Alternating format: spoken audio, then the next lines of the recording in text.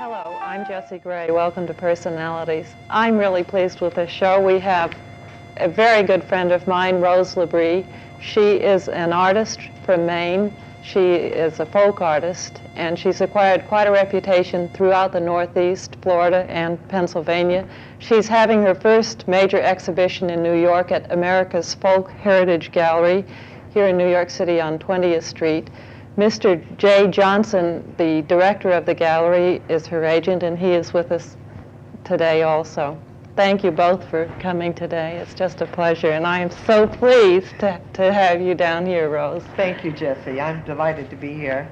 There are three artists in the exhibition. There's Rose Labrie, Tella Kitchen, who is already a very, very nationally well-known folk artist, and Emily Lundy. And perhaps I'll let you both fill us in on the exhibition. Rose, you have 16 major paintings of your own in the exhibition. We are flashing the gallery and the address on the screen so that you can pick up that. We won't give the address over the air.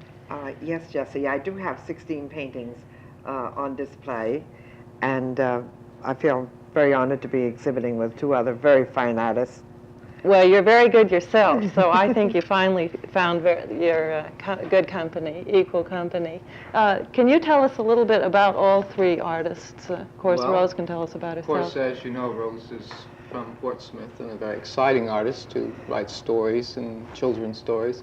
Tella Kitchen's from Ohio. She's an elderly woman who paints wonderful memory paintings and with lots of exciting detail and things like fires and growing up on the farm. And Emily Lundy's from Dakota. She's from Swedish descent, and you can see the feelings in her paintings. She has a wonderful way of capturing humor and feelings in the faces of the people of her paintings. We'll be looking at all of their work later. What differentiates a folk artist, a contemporary folk artist, from a regular artist? Well, it's a very difficult thing to define. Folk art is being batted around quite a bit these days, trying to give it a definition. And the authorities are still fighting and arguing, how do you describe folk art? In the contemporaries, they are usually self-taught and just a need to express something within themselves, and they usually do that in their older years because they've never had time to do it while developing a lifestyle and surviving. It's a creativity that usually is designed that overtakes the picture, and just a feeling from the heart that most Americans can relate to. We were talking before the show began, too, and folk artists are untutored perhaps in art. They haven't had formal training, but indeed, it doesn't mean that they're uneducated. You can be very educated in another field, but it's a naivete when it comes to art, so that what you express as directly you can be nothing else. That's right. With no overlays of training. That's the wonderful thing about folk art is there isn't any training in the contemporaries where you don't have the influence of a teacher. You're seeing an individual and not training. To me, this gives folk art a joyous freedom of expression that is lacking in a lot of contemporary art. The color, the movement, the fantasy, the rhythm, yes. Everything is there. And of course, you have to look far and wide in much of contemporary art to find it. Folk art seems to be having a huge upswing of popularity. Do you think this is one of the reasons? Oh yes, it's mushrooming tremendously. People are beginning to realize that Americans have something, and there's something very exciting about what is American. And the creativity of the folk people here, people in rural areas or the country, in the cities that are expressing themselves in a natural way, is something we can all relate to as part of our heritage, and that's very nice. I agree. Well, we have one right with us. Rose, when did you begin painting? About 12 to 13 years ago, Jessie. How did you begin? What inspired you to pick up the brush? To be truthful with you, I had been a writer for a great number of years. And we want to talk about your book shortly. Yes, and I was asked to illustrate a poem I had written of the rocks of Nubble Lighthouse, which is in a little history I had written. And Nubble Lighthouse is in Maine. It's a famous Cape Nedic Light coastal installation in Reork Beach, Maine. And I I said I couldn't, I couldn't illustrate. I said I can't even draw. And the gift shop proprietor said, well, why don't you try? And a month passed, and of course I didn't. I said, well, maybe I'll think about it. So after the end of a month, he called up and he said, Mrs. Labrie, haven't you drawn a sketch yet for the placemat? He wanted to do a placemat of the poem, in addition to having it in the history. And I said, well, no, I really haven't, but I said, I really will. I'll go to the art shop and try. So I went down to the art shop and said, give me everything I need to draw a sketch. And she gave me pen and ink. I didn't even know you could sketch in pencil. I guess I hadn't thought about it.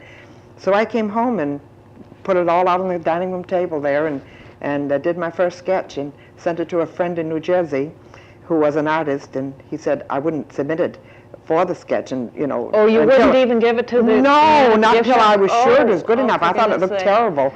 So I sent it to David O'Neill in New Jersey, in Union City, New Jersey, who was a good friend and a very professional artist who had illustrated some of my writings in earlier years. And only reason I did it at all, I would agree to do it, because he was moving to Florida and he didn't have time to do any. So he said, this is great, your work has character, this is what we call primitive art, do some more. He said, by all means, go ahead with it. And that started the whole thing. Well, then did you go buy paints? No, I didn't. I did sketches for 3 years. I did quite a bit for Strawberry Bank in Portsmouth. I had placemats and napkins and 3 or 4 different designs of, I had a real business going along with the books, and I was wrapping placemats and packaging napkins. It was terrible. And children were helping me, and everything was going on. It mushroomed very quickly, didn't it? It did, and then someone became interested in my work at the John Sedgley Homestead, which was a very colonial eating place and a place where I've had numerous exhibitions. And he asked me to be their artist, and I was so ashamed. I said, artist, I'm no artist. And so anyway, I really was ashamed of my work. I thought it was crude looking, and all these sketches. So he had me do all his sketching and for all the placemats and all the business and everything. Then he said he wanted to give me an exhibition, and they wanted me to do the work for the university contacted me. They wanted me to do the work for Colonial Heritage Film Series for educational television. You still hadn't done any painting? No, that was my first painting, was a fireplace that's being shown on educational television today all over the country in schools, and it's being collected as films by the historical societies and antiquarian people interested in antiques. What did you feel like when you first picked up a brush and put color on a canvas? Because I think you were a real colorist. It was great, because I had always written about artists. I always loved that. And it was, and to do the sketches, I had become, quite used to doing those, but then to go ahead and fool around with color, it was fabulous. I loved it from the very first brush stroke. Did you think this is it? Or No. I just love it so much I'll never put it down? Yeah, that's right, I did. I really loved to paint. And I had always loved to write, but I loved to paint even more. But I still like to write, but the painting is it. Because you can, and the thing about the painting, my husband can share in it more than he could the writing. Well, you've gotten your whole family, you're turning them all into artists. The children. Your daughter does very, very exquisite stained glass. And she does, and she's doing very well with it too. And she's had covers, and I do covers for magazines. And the children all paint with me, the grandchildren. When I'm painting, they're painting. Now, did you ever at this point think, I should go back to school and study art? Oh, no, because... Have you gotten enough guidance to realize that whatever you had was uniquely your own and ought to be protected? It never even occurred to me, because you see, I was too busy. I wouldn't even think of it, because I had attended school and had acquired quite an education in literature for the writing, and I felt I had all the education I really wanted, except what I was, in reading. But somehow you recognized that your art had value as itself. I didn't believe it. I didn't believe it for about 4 years. I did not believe it, and the people were acquiring it, and they were ordering it, and everything else, but I still did not have, I was ashamed of it for a long time. I just couldn't believe that without academic training, it could be any good. When you began to paint, Really? Did that open up a whole visual world to you? Did you start looking again at houses, at clouds, at trees, yes. and Yes. did it just expand your visual awareness? Oh, it did, yes. I'll never forget studying rocks and things and looking at rocks. And I saw colors in them that I never noticed before. And walking along, you notice flowers, you notice, you notice everything. You do see with new eyes. You really do, You don't really, you? really do. You know, without any more ado, let's go to some of your work, and while we're looking at it, you can tell us more. Just the audience will have to bear with us now. We have reproductions of Rose Labrie's works. You can see the originals at the America's Folk Heritage Gallery. And the show will be running through April 27th by appointment. Everyone has ample time to see it. All right, Rose, in the monitor right Yes. there is the first painting, and of course in color, your colors are so vivid, it's a shame that we are doing it in black and white. Where do you get the ideas for your work? Oh, well, again, I am painting many experiences because I grew up in West Hartford, Vermont, summers on an old farm, a red gambled red farmhouse, and many of the things that appear in my paintings, the animals, and we children used to skate on those ponds, and my cousins, and my own grandchildren, and they're all real. These are all experiences again. And many of the houses are houses that I know, in Vermont. Do you paint? New Hampshire. You mean for the memories? Do you paint your memories? Yes, experiences and memories. I really do. And there again now, I became very intrigued with the little pony dances. I don't think. Yes, that's it. It was fun. The pony dances. I wrote a biography of Dance's Image, but this is King, the leprechaun pony. And I don't think it's on yet, is it? There we go. Yeah, all right. And I think most people have been reading about the little abused pony that was kept in that was captive in a stall. So I became very involved personally because I love animals. And I went to the university and visited him a great deal at the paddock.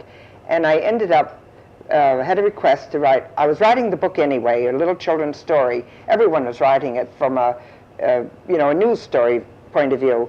But I thought, wouldn't it be nice to write a story from the pony's point of view? I have done so, and it will be published next week. Next week, I know. If only the show were a week later, we could put your book on here, and it will be available where? It will be available from in Vermont and Maine right now. Not Vermont, but New Hampshire and Maine. And I think it will spread. I do too. He's very encouraging, the publisher, about it. And the pony, I did the painting for the cover.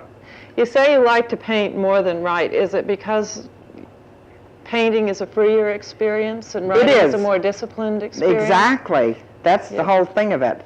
It is absolutely free and exciting. I think it's very exciting to paint. I really love it. We have the fireside that you were talking about. That's not the film title. No. No. Oh, it isn't? No, this is my son when he was 5 years old, and that is his dog. And he is now a man with 5 children of his own. But that is Jimmy when he was a little boy, and that was his dog Skippy. And this is what we do, you see. We're painting things that most primitives, I think, do, don't they, Mr. Johnson? Of course. They, as you mentioned, most folk artists start when they're older. Usually and when they're paint older, memories. they paint memories, or they paint the things they're familiar with, which are usually animals, countryside, personal contacts with people in their lives, and things that are dear to them. You paint what you know. And again, you sort of end up telling a story. It just comes that way. Do you know when you begin to paint how the painting's going to end up? Oh, yes. I know the whole thing right in my... Do you know oh, exactly. every detail of it? Yes. Yes, I do. I really do. I can see it all right in my mind. Even the figures. Those are 2 horses that we had when I was a child. And I think my horses probably were more elegantly looking than how I draw them, but there are my versions. Again, I wish these were in color, but of course this is just an appetizer for people who can then go see these original paintings and the paintings of Emily Lundy and Tulla Kitchen at America's Folk Heritage Gallery on 20th Street. You have a lot of very vivid, scenes of snow and skating in ponds. I guess that was a large part of your childhood. It really was. I'm sure there was a lot of snow. And many of my paintings have brooks in them. I nearly always end up with a little bit of water somewhere in the because it was always very much involved, fishing and skating, and we didn't do any boating, but farm children, and many of my figures in the summer scenes are barefoot, because we used to go barefoot in the summertime, and my cousins who grew up with me. Here we go again. Let's just put on Another pond scene. another skating scene. Or skating? I think that's yes, another it pond. is skating. That's another one. And again, some of the grandchildren are in that one. There are 9 of them, so I have many models, and all ages, and and they love to pose. Do they? Oh, they do. Do you use them as models? Do you get Peter them to will pose? say, Grammy, I'm holding my foot. Look at me, and you'll be surprised how many times I won't have him stand there and just hold it, but he ends up in the painting, and it's Peter.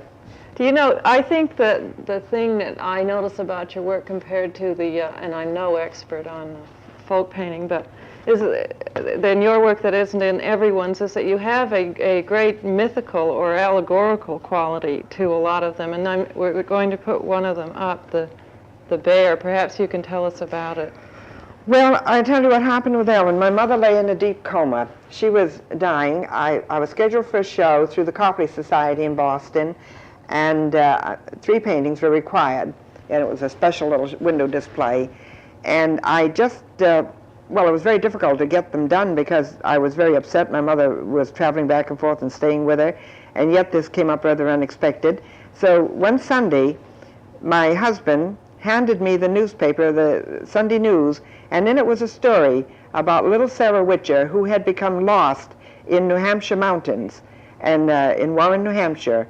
And I read that, and Monday morning I sat down, and in 5 hours I had the painting down, and then I finished it in about 4 days. Was the bear your edition entirely? The bear did take care of the child. Really? Elizabeth Yates has written a book on it called The Sarah Witcher Story, and this is a true incident that really happened in Vermont. The warmth of the bear saved the child's life. It really happened, and do I keep saying Vermont? Forgive me, New Hampshire. Mr. Johnson, I'll leave this painting up for just a second. The bear, the patterning in this painting, the bear is such a strong elemental shape, and there's such a sense of design. Is it hard to find? There must be a lot of people painting. Is it hard to find people who have this natural ability? Yes, it's very difficult. There are many people today that are painting, as very often a term is used, Sunday painters, and they study together or they take a few classes and they decide they're going to paint. And now with the great recognition and mushrooming of American contemporaries, today I get slides, transparencies, pictures, and people coming with paintings constantly to show me their work. And it's disappointing, the number of people that are doing things, and so very, very few have talent. Do you look constantly for it? Always looking for it, because there are very few really around. How did you find Rose? I'm so glad that you did, because Oh, so am she's I. an original. I just happened to stumble across some of her paintings in one of her exhibitions. And she was in a group show, and there were a lot of things showing, and her things had an extra spark, something very exciting that I could relate to. And I went to see Rose, and from there I've set up a show for her, and we think we can do some work together, and it's a very exciting future plan. Very good. We've shown the bear again.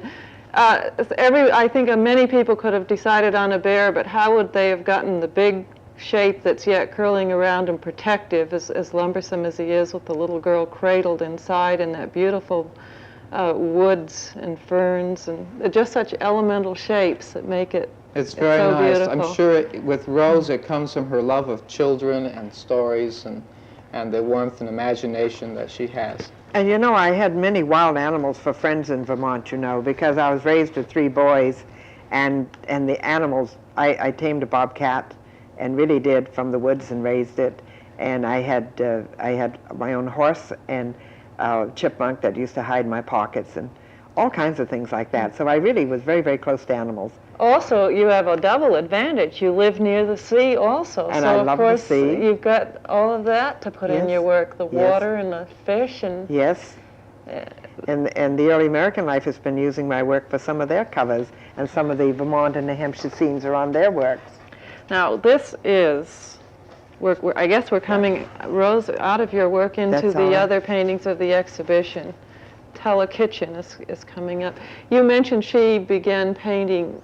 Now, she's been painting for about 10 years, and her things have been in the marketplace or exhibited for the past 4 years, and the recognition for her things has just been tremendous. People can relate to her. She's had several shows and special exhibitions with the Ohio State Fair, and her paintings take in things that have happened in her life. She's lived her entire life in a 3-county area in Ohio, and the early homes and the fences and everything you see in her paintings are very much like what you see in Ohio today.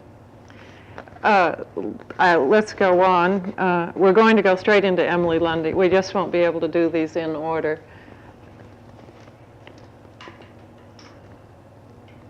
Okay. Emily Lundy is from You mentioned she's in the Dakotas and Swedish? Yes, she's Swedish descent. Her grandparents came from Sweden.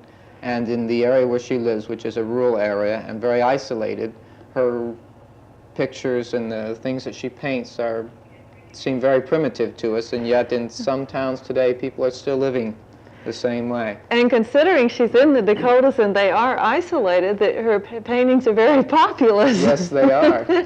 She just crams them full of people. She has a lot of rhythm too, and I must say very different than Rose's. There's nothing sweeping about them. That's just very close, tightly figured people moving into each other, more or less. Yes, this particular one is a school prom scene, and she has a wonderful way of creating the people moving and dancing and the expressions. If you ever have a chance to study the paintings, each expression, you can tell what the people are thinking and what's going on in their own mind.